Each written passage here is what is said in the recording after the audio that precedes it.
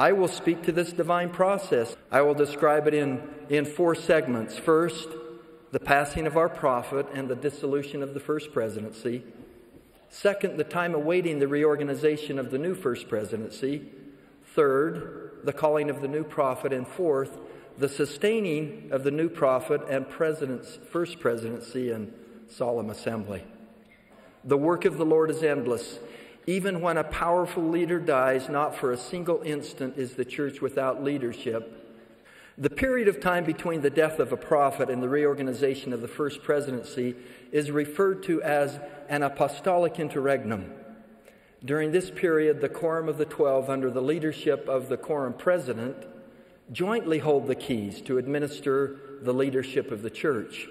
President Joseph F. Smith taught, there is always a head in the church, and if the presidency of the church are removed by death or other cause, then the next head of the church is the 12 apostles until a presidency is again organized. The most recent interregnum period began when President Monson passed away on January 2nd and ended 12 days later on Sunday, January 14th.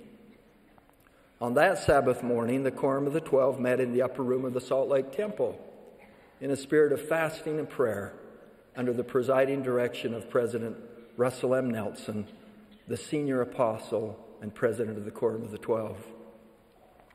In this sacred and memorable meeting, following a well-established precedent in unity and unanimity, the brethren were seated by seniority in a semicircle of 13 chairs and raised their hands first to sustain the organization of a first presidency, and then to sustain President Russell Marion Nelson as president of the Church of Jesus Christ of Latter-day Saints.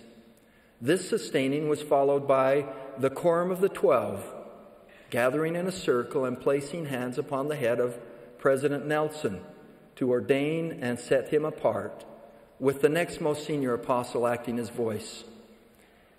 President Nelson then named his counselors, President Dallas Harris Oaks, President Henry B. Eyring, with President Oaks as the president of the Quorum of the 12 Apostles, and President Melvin Russell Ballard as the acting president of the Quorum of the 12 Apostles.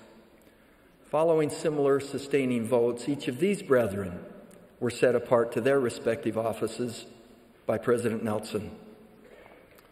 This was a deeply sacred experience with an outpouring of the Spirit.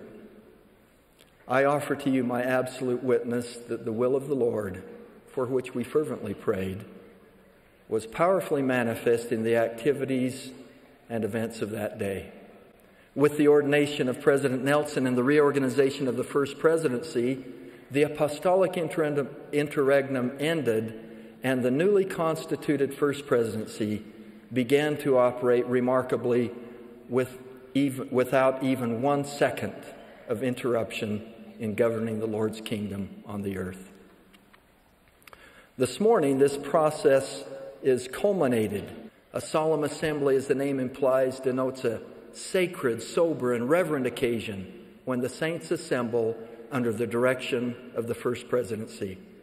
Brothers and sisters, what we have witnessed and participated in today, a solemn assembly, leads to my witness that President Russell M. Nelson is the Lord's living mouthpiece for all humankind.